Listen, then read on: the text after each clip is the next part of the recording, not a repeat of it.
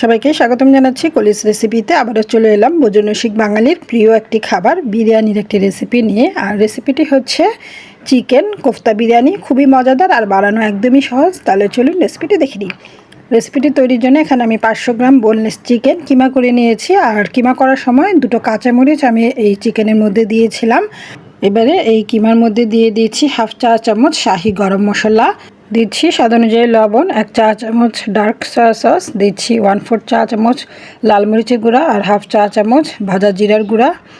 আরও দিয়ে দিলাম হাফ চা চামচ আদা রসুন পেস্ট। আদা রসুন এখানে একসাথে পেস্ট করা, সেটা দিয়েছি। এবারে সব কিছু একসাথে একটি চামচের সাহায্যে খুব ভালো করে মিক্সড করে নিতে হবে। আর চিকেনটা ব্লেন্ড করার সময় অবশ্যই পানিটা ঝরিয়ে তারপরে চিকেনটাকে কিমা করে নিতে হবে। আর আমি কিন্তু একেবারে মিহি করে চিকেনটাকে কিমা করে নিয়েছি। এই পর্যায়ে মশলাটা খুব সুন্দরভাবে মাখানো হয়ে গিয়েছে। এখন এর মধ্যে দিয়ে দিচ্ছি 2 চা চামচ ময়দা দিয়ে দিচ্ছি। আর ময়দাটা দিয়ে ভালো করে আবারও চিকেনের সাথে মিক্সড করে নিচ্ছি। আর ময়দার পরিমাণটা একটু বুঝে এখানে ব্যবহার করতে হবে, এর চাইতে বেশি কিন্তু এখানে ব্যবহার করা যাবে না। 500 গ্রামের জন্য 2 চা চামচ ময়দা ব্যবহার করেছি, এতে করে শেপ দিতে সুবিধা হবে, আঠালো ভাবটাও কমে আসবে।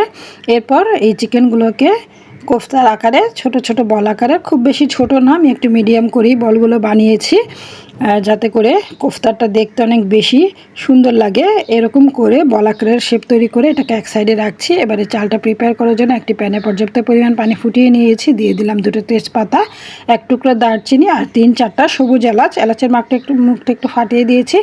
এরপর দিচ্ছি 1 চা চামচের থেকেও একটু কম শাহি জিরা।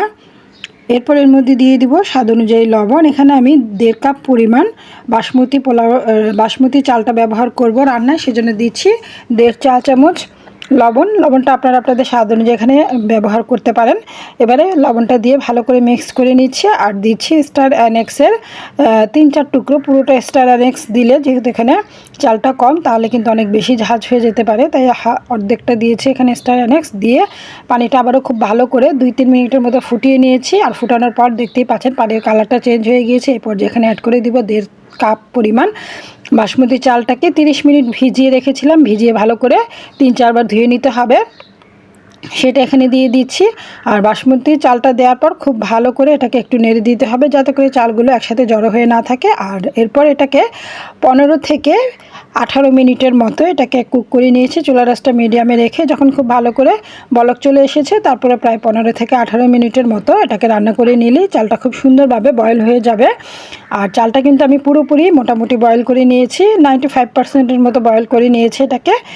বয়েল করার পর তারপর এখন এই প্যান থেকে আমি চালটাকে একটি স্ট্রেনারে উঠিয়ে এক সাইডে রাখছি। আর এবারে এখানে আমি একটি প্যানে দিয়ে দিলাম 4 থেকে 5 চা চামচের মতো ঘি। আর ঘিটা একটু ভালোভাবে গরম করে দিতে হবে যাতে করে ঘিয়ের ফ্লেভারটা চারিদিকে ছড়িয়ে পড়ে। এরপর এখানে দিয়েছি 1/4 কাপ পরিমাণ রান্নার রেগুলার তেল। আর তেল আর ঘিটা ভালোভাবে গরম হয়ে আসার পর এখন দিয়ে দিচ্ছি কোফতাগুলো।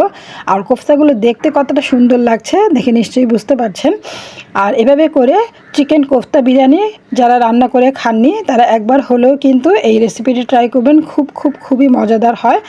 আর এখন এই চিকেনগুলোকে চুলার আঁচটা মিডিয়ামে রেখে প্রায় উল্টে পাল্টে সুন্দর একটা কালার আসার আগ পর্যন্ত, সুন্দর একটা ব্রাউন বা গোল্ডেন কালার আসার আগ পর্যন্ত চিকেনটাকে ভেজে নিতে হবে। আর যখনই এরকম চমৎকার একটা কালার চলে আসবে, দেখতেই পাচ্ছেন চমৎকার একটা কালার কিন্তু চিকেনের মধ্যে চলে এসেছে, আমি উল্টে পাল্টে চুলার আঁচটা মিডিয়ামে রেখে ভেজে নিতে হবে। হাইতে রাখলে দেখা যাবে যে চিকেনগুলো পুড়ে যাবে, দেখতে ভালো লাগবে না। এবারে চিকেনগুলো ভাজা হয়ে গেলে প্যান থেকে তুলে নিচ্ছি। প্যান থেকে তুলে নিয়ে এই পর্যায়ে এসে এর মধ্যে অ্যাড করে দেব 1/4 কাপ পরিমাণ পেঁয়াজ কুচি। আর দেখতেই পাচ্ছেন চিকেনগুলো কতটা চমৎকার লাগছে দেখতে। 1/4 কাপ পরিমাণ পেঁয়াজ কুচি দিয়ে দিলাম তেলের মধ্যে। আরও দিচ্ছি 2 টুকরো দারচিনি, 3-4টা সবুজ এলাচ। আর কোনো মশলা এখানে ব্যবহার করব না, যেহেতু রাইসটাকে বয়েল করার সময়ও কিন্তু মশলা ব্যবহার করা হয়েছে, তাই এখানে জাস্ট এই দুটো মশলা দিলেই হবে। আর দিচ্ছি জাস্ট হাফ চা চামচ আদা রসুন পেস্ট। আগেও কিন্তু আদা রসুন পেস্ট ব্যবহার করেছি, তাই এখানে কম দিতে হবে। আর পরিমাণটা বুঝে কিন্তু এখানে ব্যবহার করতে হবে। দিচ্ছি 1 চা চামচ শাহি গরম মশলার গুঁড়া। আপনারা যদি বেশি পরিমাণে রান্না করেন সেক্ষেত্রে মশলার পরিমাণটাও কিন্তু বেশি অ্যাড করতে হবে। দিয়ে দিচ্ছি হাফ চা চামচ লাল মরিচের গুঁড়া। আরও দিচ্ছি একটা জয়ফলের 3 ভাগের 1 ভাগ আর 2 থেকে 3টার মতো জয়িত্রী একসাথে বেটে নিয়েছিলাম, সেটা দিলাম। এরপরে দিয়ে দিচ্ছি 1 চা চামচ বিরিয়ানির মশলা। আপনাদের হাতের কাছে যেই বিরিয়ানির মশলাটা আছে সেটা দিলেই হবে। আর এই বিরিয়ানির মশলাটা আমার ঘরেই তৈরি করা, সেটা আমি দিয়েছি জাস্ট 1 চা চামচ। 1 চা চামচ দিয়ে একটু পানি দিয়ে দিচ্ছি ভালো করে। এবারে এই মশলাটা কষিয়ে নিতে হবে।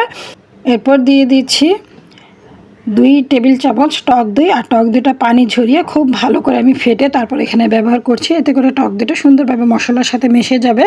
আর চুলার আঁচটা কিন্তু আমি এবারে লোতে করে রেখেছি যাতে টক দইটা ফেটে না যায়, সুন্দরভাবে মশলার সাথে মিশে যায়। খুব ভালো করে টক দইটা মিক্সড করা হয়ে গেলে 8-10টার মতো কাজু বাদাম পেস্ট, আপনারা কাজু বাদামের পরিবর্তে কাঠবাদামটাও এখানে ব্যবহার করতে পারেন, অথবা দুটো বাদাম মিক্সড করে কিন্তু ব্যবহার করতে পারেন। কাজু বাদাম দেওয়ার পরে খুব ভালো করে মশলার সাথে মিক্সড করে নিচ্ছি। আরও একটু পানি ব্যবহার করছি যাতে করে মশলাটা চমৎকারভাবে কষানো হয়ে যায়, যাতে মশলার কোনো স্মেল না থাকে। এবারে দিচ্ছি চিমটি পরিমাণে লবণ। সব কিছুতেই কিন্তু আগে থেকে লবণ দেওয়া আছে, তাই এই পর্যায়ে লবণের পরিমাণটা বুঝে ব্যবহার করতে হবে। আর লবণটা দিয়ে খুব ভালো করে মশলাটা তেলটা সেপারেট হওয়ার আগ পর্যন্ত কষিয়ে নিয়েছি। আর দেখতে পাচ্ছেন চমৎকার একটা কালার কিন্তু মশলার মধ্যে চলে এসেছে, আর তেলটাও কিন্তু আলাদা হয়ে গিয়েছে। এই পর্যায়ে এসে অ্যাড করে দিচ্ছি চিকেন কোফতাগুলো দিয়ে 1-2 মিনিটের মতো খুব ভালো করে এটাকে কষিয়ে নিতে হবে যাতে করে মশলাটা চিকেন কোফতার ভিতরে যায়। আর এই পর্যায়ে এসে হাফ কাপের থেকেও কিছুটা কম পানি অ্যাড করে দিচ্ছি। পানিটা দিয়ে প্রায় 10-12 মিনিটের মতো এটাকে চুলার আঁচটা মিডিয়ামে রেখে রান্না করে নিয়েছি। আর চিকেন কোফতাটা কিন্তু অলমোস্ট ডান। এখন আমি এই চিকেন কোফতাটা থেকে অর্ধেকটা চিকেন কোফতা উঠিয়ে রাখছি বিরিয়ানিটা দম দেওয়ার জন্য।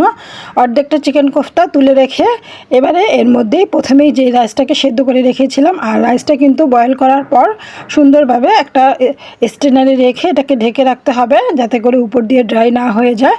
এবারে প্রথম লেয়ারে রাইসটাকে দিয়ে দিচ্ছি। অর্ধেকটা রাইস এখন এখানে দিয়ে দিব। এখানে কিন্তু আমি 250 ml মেজারমেন্ট কাপের 1.5 কাপ পরিমাণ চাল ব্যবহার করেছি, বাসমতি চাল। তবে আপনাদের হাতের কাছে যদি বাসমতি চাল না থাকে সেক্ষেত্রে চিনি গুঁড়া পোলাওর চালটা দিয়ে সেম একই প্রসেসে রান্না করতে পারেন।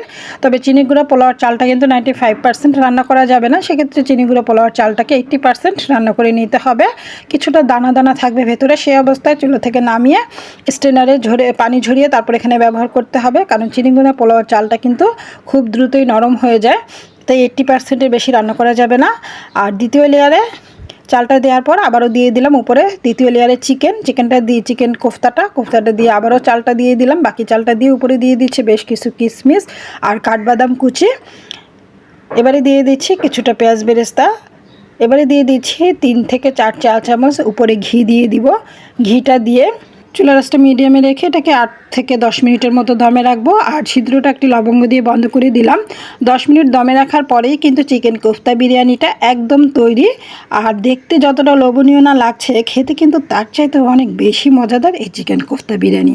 আসছে কোরবানির ঈদে পরিবারের সবাইকে সারপ্রাইজ দিতে চাইলে এই চিকেন কোফতা বিরিয়ানিটি তৈরি করে নিতে পারেন, কিংবা যে কোনো উৎসব আয়োজনেও তৈরি করতে পারেন, অথবা কোরবানির ঈদে চিকেনের পরিবর্তে বিফ দিয়েও কিন্তু বিফ কোফতা বিরিয়ানি তৈরি করে নিতে পারেন সেম একই প্রসেসে।